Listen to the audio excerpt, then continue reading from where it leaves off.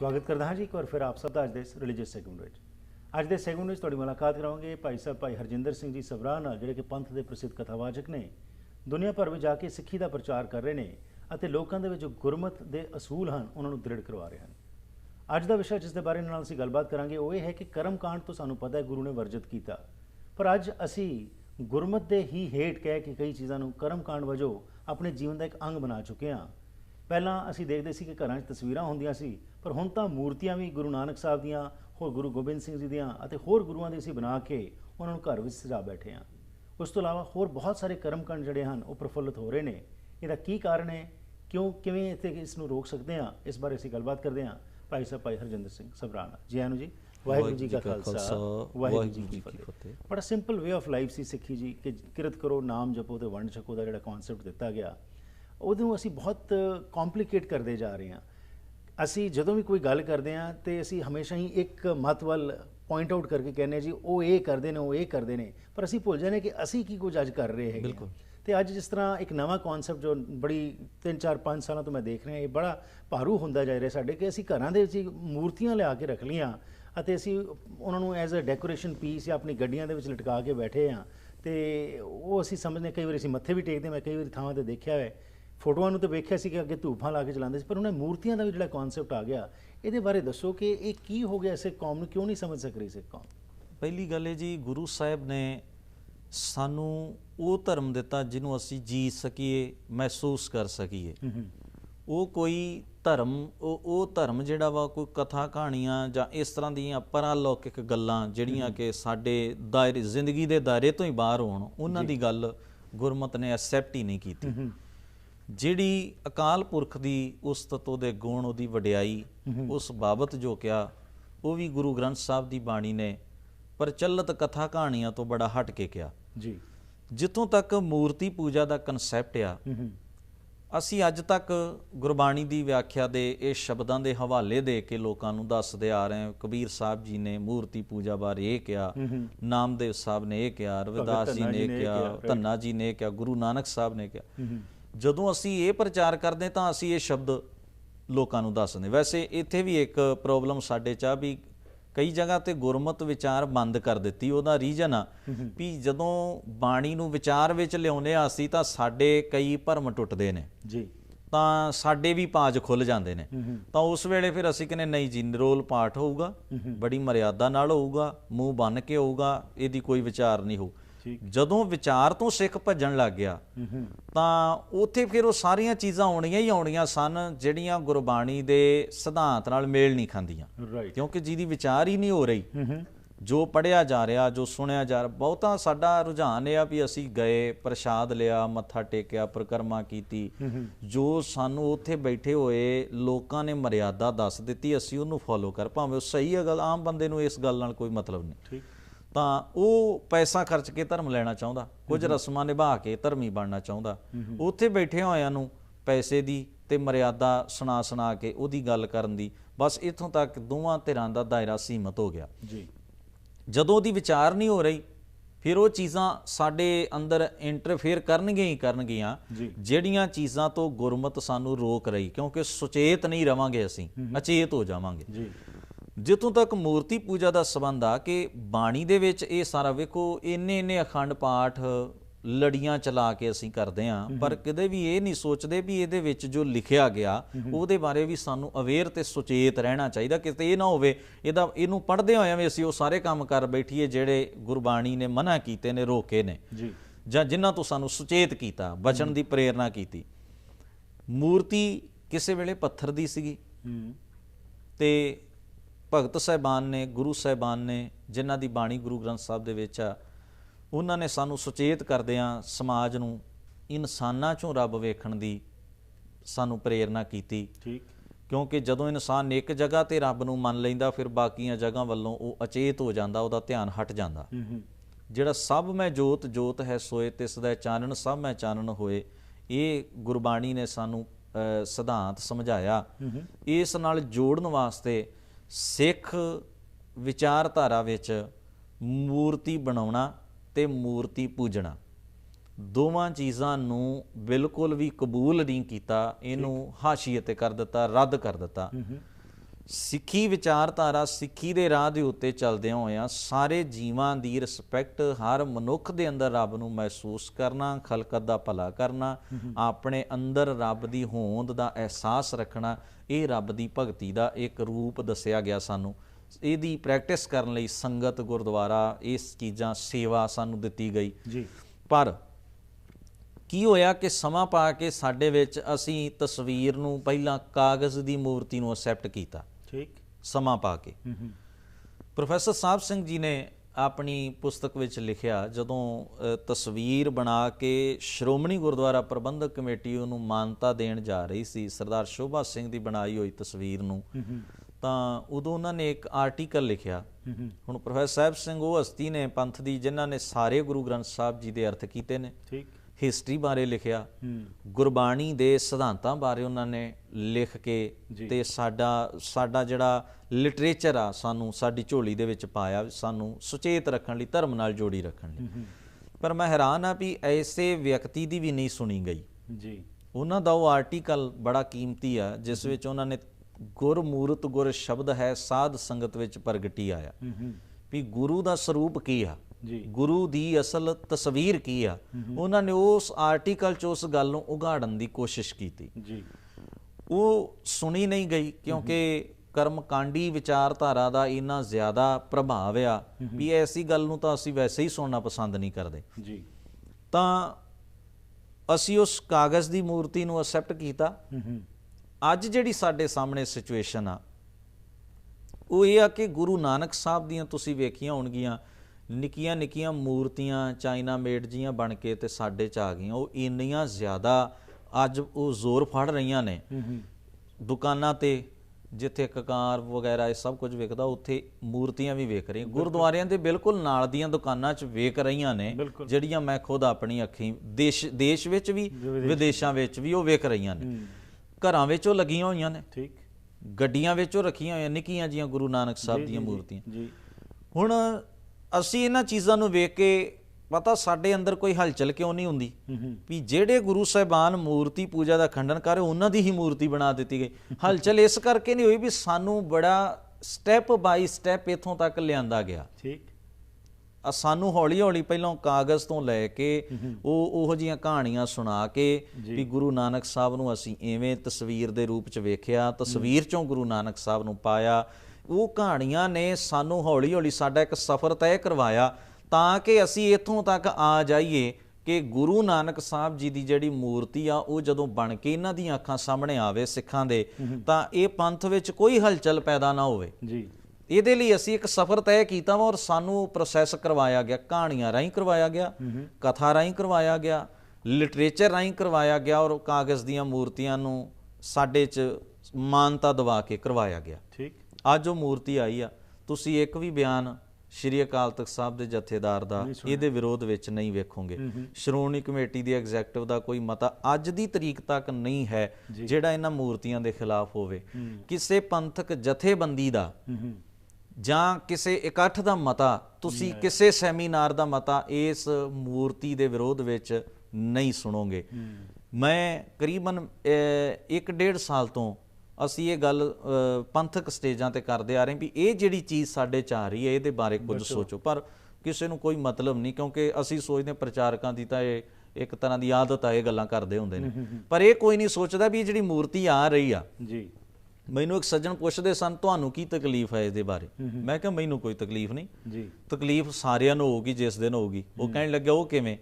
ਮੈਂ ਕਿਹਾ ਤੁਹਾਨੂੰ ਇਹ ਮੂਰਤੀ ਬੋਲਦੀ ਨਹੀਂ, ਠੀਕ, ਇਹ ਸੁਣਦੀ ਨਹੀਂ, ਇਹ ਹਰਕਤ ਨਹੀਂ ਕਰਦੀ, ਪਰ ਮੈਂ ਕਿਹਾ ਤੁਹਾਨੂੰ ਪਤਾ ਇਹਨੇ ਅੱਜ ਤੋਂ 50 ਸਾਲ ਬਾਅਦ ਏਡੀ ਵੱਡੀ ਹਰਕਤ ਕਰਨੀ ਆ, ਤੁਹਾਤੋਂ ਸੰਭਾਲੀ ਨਹੀਂ ਜਾਣੀ। ਉਹ ਕਹਿੰਦਾ ਉਹ ਕਿਵੇਂ? ਮੈਂ ਕਿਹਾ ਇਹ ਜਿਹੜੀ ਮੂਰਤੀ ਹੈ ਨਾ ਇਹਦਾ ਆਕਾਰ ਵਧਣਾ, ਠੀਕ, ਇਹਨੇ ਵੱਡੀ ਹੋਣਾ। ਅੱਜ ਇਹ ਛੋਟੀ ਜੀ ਬਣਾ ਕੇ ਤੁਹਾਡੇ ਘਰ 'ਚ ਨਿੱਕਾ ਜਿਹਾ ਸਟੈਚੂ ਹੈ, ਇਹਨੇ ਵੱਡੇ ਹੁੰਦੇ ਜਾਣਾ। ਇੱਕ ਦਿਨ ਉਹ ਸਮਾਂ ਹੋਣਾ ਜਦੋਂ ਅਸੀਂ 50 ਸਾਲ ਇਸ ਮੂਰਤੀ ਨੂੰ ਚੰਗੀ ਤਰ੍ਹਾਂ ਆਪਣੇ ਘਰਾਂ ਵਿੱਚ ਪੂਜ ਲਿਆ ਔਰ ਮੂਰਤੀ ਪੂਜਕ ਹੋ ਗਏ। ਸਾਡੇ 'ਚੋਂ ਇੱਕ ਗਰੁੱਪ ਐਸਾ ਪੈਦਾ ਹੋਣਾ ਜਾਂ ਪੈਦਾ ਕੀਤਾ ਜਾਣਾ, ਇਸ ਮੂਰਤੀ ਨੂੰ ਗੁਰਦੁਆਰੇ ਲਿਆਉਣ ਵਾਸਤੇ ਇੱਕ ਐਜੀਟੇਸ਼ਨ ਸ਼ੁਰੂ ਹੋਏਗੀ, ਇੱਕ ਰੌਲਾ ਚੱਲੂਗਾ। ਕਈ ਜਗ੍ਹਾ ਤੇ ਮੂਰਤੀ ਲੱਗ ਵੀ ਜਾਊਗੀ ਜਿੱਥੇ ਸਾਡਾ ਬੇਪਰ ਮਾਈਂਡ ਜਿਹੜਾ ਕੰਮ ਕਰਦਾ ਵਾ ਸਾਡੇ ਅੰਦਰ, ਉਹ ਜਿੱਦ ਕਰੂਗਾ ਵੀ ਇਹਨੂੰ ਗੁਰਦੁਆਰੇ ਚਲਾਇਆ ਜਾਏ। ਫਿਰ ਅਸੀਂ ਦੋ ਧੜਿਆਂ 'ਚ ਵੰਡੇ ਜਾਵਾਂਗੇ ਜਿਸ ਤਰ੍ਹਾਂ ਅੱਗੇ ਹੁੰਦਾ ਅਕਸਰ। ਹੂੰ ਇੱਕ ਧੜਾ ਇਹ ਕਹੂਗਾ ਕਿ ਗੁਰੂ ਗ੍ਰੰਥ ਸਾਹਿਬ ਮੂਰਤੀ ਪੂਜਾ ਦਾ ਵਿਰੋਧ ਕਰਦਾ, ਇਹ ਨਹੀਂ ਲੱਗੂਗੀ। ਦੂਜਾ ਕਹੂਗਾ ਵੀ ਇਹ ਵੀ ਤੇ ਗੁਰੂ ਨਾਨਕ ਸਾਹਿਬ ਦੀ ਹੈ ਨਾ, ਅਸੀਂ ਕਿਹੜੀ ਕੋਈ ਕਿਸੇ ਹੋਰ ਦੀ ਲਾ ਰਹੇ ਹਾਂ, ਇਹ ਵੀ ਲੱਗ ਸਕਦੀ ਆ ਉਹਦੇ, ਕਿਉਂਕਿ ਦੋਵਾਂ ਕੋਲ ਆਰਗੂਮੈਂਟ ਨੇ। ਇੱਕ ਕੋਲ ਗੁਰੂ ਗ੍ਰੰਥ ਸਾਹਿਬ ਦਾ ਆਰਗੂਮੈਂਟ ਹੋਊਗਾ, ਇੱਕ ਕੋਲ ਜਿਹੜਾ ਵਾ ਉਹ ਮੂਰਤੀ ਪੂਜਾ ਦੇ ਹੱਕ 'ਚ ਆਰਗੂਮੈਂਟ ਹੋਊਗਾ, ਦਲੀਲ ਹੋਊਗੀ, ਤਰਕ ਹੋਊਗਾ, ਸਭ ਕੁਝ ਹੋਊਗਾ। ਉੱਥੇ ਕੀ ਹੋਊਗਾ, ਪਾਰਟੀਸ਼ਨ ਹੋਊਗੀ ਗੁਰਦੁਆਰਿਆਂ ਦੀ, ਜਿਹਦਾ ਜ਼ੋਰ ਪਊਗਾ ਉੱਥੇ ਮੂਰਤੀ ਰੱਖ ਲਈ ਜਾਊਗੀ, ਜਿਵੇਂ ਕਿ ਅੱਜ ਹੋ ਰਿਹਾ। ਉਸ ਮੂਰਤੀ ਦੇ ਹੱਕ ਵਿੱਚ ਆਰਗੂਮੈਂਟ ਆਉਣਗੇ ਵੀ ਜੇ ਬ੍ਰਾਹਮਣਿਜ਼ਮ ਦੇ ਵਿੱਚ ਗੀਤਾ ਤੇ ਕ੍ਰਿਸ਼ਨ ਜੀ ਦੀ ਮੂਰਤੀ ਇਕੱਠੇ ਰਹਿ ਸਕਦੇ ਨੇ, ਰਾਮਾਇਣ ਤੇ ਰਾਮ ਜੀ ਦੀ ਮੂਰਤੀ ਇਕੱਠੇ ਰਹਿ ਸਕਦੇ ਨੇ, ਪੁਰਾਣ ਤੇ ਦੇਵੀ ਦੇਵਤਿਆਂ ਦੀਆਂ ਮੂਰਤੀਆਂ ਰਹਿ ਸਕਦੀਆਂ, ਤਾਂ ਸਾਨੂੰ ਇਹ ਚੀਜ਼ ਫੋਲੋ ਕਰਨ 'ਚ ਕੀ ਹਰਜ ਆ? ਕਿਉਂਕਿ ਸਾਡਾ ਵੀ ਤੇ 50% ਤਬਕਾ ਮੂਰਤੀ ਨੂੰ ਪੂਜਦਾ ਨਾ, ਅਸੀਂ ਉਹਨਾਂ ਨੂੰ ਤੋੜਨਾ ਨਹੀਂਗਾ, ਅਸੀਂ ਉਹਨਾਂ ਨੂੰ ਜੋੜਨਾ। ਉਹ ਜੋੜਨ ਦੇ ਚੱਕਰ ਵਿੱਚ ਗੁਰਮਤ ਟੁੱਟ ਜਾਊਗੀ, ਲੋਕ ਜੁੜ ਜਾਣਗੇ। ਤਾਂ ਇਸ ਤਰ੍ਹਾਂ ਦੀ ਜਿਹੜੀ ਸਿਚੁਏਸ਼ਨ ਆ ਨਾ, ਇਹ ਸਾਡੇ ਸਾਹਮਣੇ ਆਉਣ ਵਾਲੀ ਆ, ਪਰ ਕਿਸੇ ਨੂੰ ਧਿਆਨ ਨਹੀਂ, ਉਸ ਪਾਸੇ ਧਿਆਨ ਨਹੀਂ ਦੇ ਰਹੇ। ਲੇਕਿਨ ਇਹ ਜਿਹੜੀਆਂ ਗੱਲਾਂ ਜਦੋਂ ਤੁਸੀਂ, ਤੁਹਾਡੇ ਵਰਗੇ ਪ੍ਰਚਾਰਕ ਜਦੋਂ ਕਰਦੇ ਨੇ, ਇਹ ਦੋਸ਼ ਲੱਗਾ ਕਿ ਤੁਸੀਂ ਲੋਕਾਂ ਦੀ ਸ਼ਰਧਾ ਤੇ ਠੇਸ ਲਾਉਂਦੇ ਹੈਗੇ ਹੋ। ਇਸ ਬਾਰੇ ਗੱਲ ਕਰਨੇ ਇਸ ਛੋਟੀ ਜਿਹੀ ਬ੍ਰੇਕ ਤੋਂ ਬਾਅਦ, ਕਿ ਇਹਦੇ ਵਾਸਤੇ ਕਿਵੇਂ ਸਾਰੀ ਕੌਮ ਜਾਗਰਤ ਹੋਵੇ ਤੇ ਹੁਣ ਤੋਂ ਹੀ ਸੁਚੇਤ ਹੋ ਜਾਏ, ਬਜਾਏ ਕਿ ਪਾਣੀ ਸਿਰ ਤੋਂ ਲੰਘ ਜਾਏ ਤੇ ਫਿਰ ਅਸੀਂ ਸਿਰਫ ਹਾਹਾਕਾਰ ਹੀ ਮਚਾਈਏ। ਇਸ ਬ੍ਰੇਕ ਤੋਂ ਬਾਅਦ ਗੱਲਬਾਤ ਕਰਦੇ ਹਾਂ।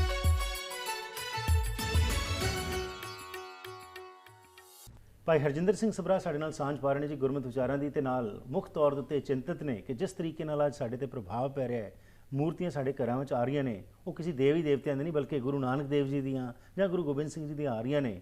ਕਿਉਂ ਇਹ ਨਹੀਂ ਆਉਣੀਆਂ ਚਾਹੀਦੀਆਂ, ਜਿਸ ਦਾ ਕਿ ਮਾੜਾ ਇੰਪੈਕਟ ਆਉਣ ਵਾਲੇ ਸਮੇਂ ਵਿੱਚ ਪੈ ਸਕਦਾ ਹੈ। ਆਓ ਕੁਝ ਹੋਰ ਜਾਣਕਾਰੀ ਲੈਣੇ। ਸੋ ਜਿਸ ਤਰ੍ਹਾਂ ਤੁਸੀਂ ਕਹਿ ਰਹੇ ਸੀ ਕਿ ਇਹ ਆਵਾਜ਼ ਜੋ ਬੁਲੰਦ ਕੀਤੀ ਜਾਂਦੀ ਹੈ, ਹੁਣ ਇਹ ਦੋਸ਼ ਲੱਗਦਾ ਜਦੋਂ ਕਿ ਪ੍ਰਚਾਰਕ ਇਹੋ ਜਿਹੀਆਂ ਗੱਲਾਂ ਕਰਦੇ ਨੇ ਕਿ ਨਹੀਂ ਜੀ ਤੁਸੀਂ ਲੋਕਾਂ ਦੀ ਜਿਹੜੀ ਸ਼ਰਧਾ ਇਸ ਨੂੰ ਠੇਸ ਪਹੁੰਚਾ ਰਹੇ ਹੋ, ਉਹਨਾਂ ਦੇ ਮਨ ਦੇ ਵਿੱਚ ਇੱਕ ਹੈਗਾ ਤੇ ਕੀ ਫਰਕ ਪੈ ਜਾਂਦਾ ਹੈ। ਇਹ ਆਮ ਤੌਰ 'ਤੇ ਸੁਣਨ ਨੂੰ ਮਿਲਦਾ ਹੈ, ਜਿਹੜੇ ਲੋਕ ਇਹੋ ਜਿਹੀਆਂ ਚੀਜ਼ਾਂ 'ਚ ਹੁਣ ਥੋੜ੍ਹਾ ਜਿਹਾ ਵਿਸ਼ਵਾਸ ਕਰ ਰਹੇ ਨੇ ਜਾਂ ਇਹਨਾਂ ਨੂੰ ਨਾਲ ਰੱਖ ਰਹੇ ਨੇ। ਹਾਂ, ਅਸੀਂ ਕੋਈ ਗੁਰੂ ਗ੍ਰੰਥ ਸਾਹਿਬ ਨੂੰ ਤਾਂ ਅਸੀਂ ਗੁਰੂ ਮੰਨਦੇ ਹੀ ਹਾਂ, ਪਰ ਕੀ ਫਰਕ ਪੈ ਜਾਂਦਾ ਜੇ ਅਸੀਂ ਮੂਰਤੀ ਵੀ ਰੱਖ ਲੈਂਦੇ ਹਾਂ। ਸੋ ਇਹ ਜਿਹੜਾ ਇੱਕ ਤੁਹਾਡੇ ਤੇ ਜਿਹੜਾ ਲੱਗਦਾ ਹੈ ਕਿ ਜੀ ਤੁਸੀਂ ਸ਼ਰਧਾ ਜਿਹੜੀ ਹੈ, ਪਹਿਲਾਂ ਤਾਂ ਸ਼ਰਧਾ ਨੂੰ ਡਿਫਾਈਨ ਕਰੋ, ਸ਼ਰਧਾ ਹੈ ਕੀ ਹੈ? ਕੀ ਸ਼ਰਧਾ ਅੱਖਾਂ ਮੀਟ ਕੇ ਸਿਰਫ ਹਰ ਚੀਜ਼ ਜੋ ਹੈ ਉਸਨੂੰ ਐਕਸੈਪਟ ਕਰੀ ਜਾਣਾ, ਜਾਂ ਜੋ ਜਿਸ ਤਰ੍ਹਾਂ ਗੁਰੂ ਨੇ ਕਿਹਾ ਸੀ ਕਿ ਨਹੀਂ, ਆਪਣੀ ਬੁੱਧੀ ਦਾ ਇਸਤੇਮਾਲ ਕਰਕੇ, ਵਿਵੇਕ ਬੁੱਧੀ ਦਾ ਵਰਤੋਂ ਕਰਕੇ ਜੋ ਮੈਂ ਦੱਸ ਰਿਹਾ, ਇਹਨਾਂ ਕਰਮ ਕਾਂਡਾਂ ਜੋ ਬਾਹਰ ਕੱਢ ਰਿਹਾ, ਇਹਨਾਂ ਉੱਤੇ ਤੁਸੀਂ ਪਰਪੱਖ ਹੋ ਕੇ ਪਹਿਰਾ ਦਿਓ।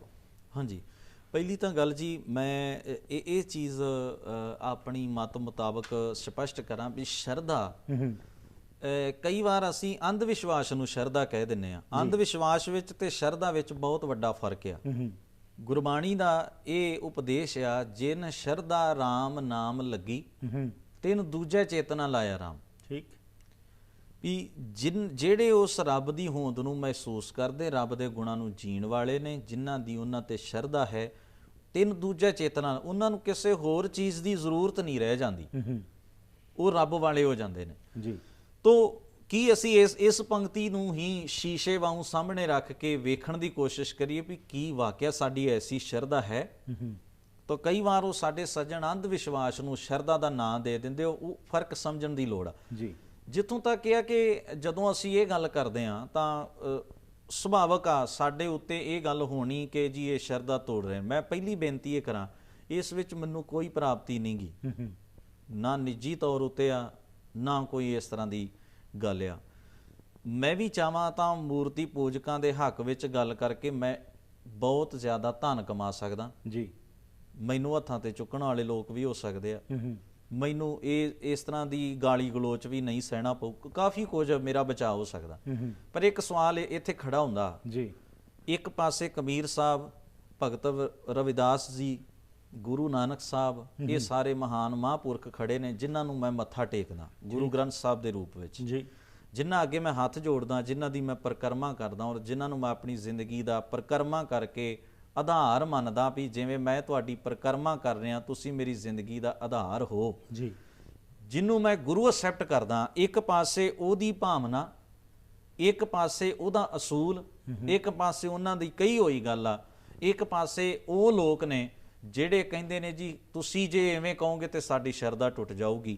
ਕੋਈ ਵੀ ਸਿਆਣਾ ਵਿਅਕਤੀ ਦੱਸੇ ਦੋਵਾਂ ਚੋਂ ਕਿਹਨੂੰ ਚੁਣਨਾ ਚਾਹੀਦਾ? ਠੀਕ, ਕੀ ਭਗਤ ਰਵਿਦਾਸ ਜੀ ਦੀ ਭਾਵਨਾ ਨੂੰ ਠੇਸ ਪਹੁੰਚੇ ਕਬੀਰ ਸਾਹਿਬ ਜੀ ਦੀ ਭਾਵਨਾ ਨੂੰ ਠੇਸ ਪਹੁੰਚੇ, ਗੁਰੂ ਨਾਨਕ ਸਾਹਿਬ ਜੀ ਦੇ ਖਿਆਲਾਂ ਤੋਂ ਉਲਟ ਚੱਲ ਕੇ ਬਤੌਰ ਜਿਨ੍ਹਾਂ ਨੂੰ ਅਸੀਂ ਆਪਣਾ ਮਾਈ ਬਾਪ ਕਹਿੰਦੇ ਆ ਕਿ ਉਹਨਾਂ ਦੀ ਭਾਵਨਾ ਨੂੰ ਠੇਸ ਪਹੁੰਚੇ, ਠੀਕ ਹੈ।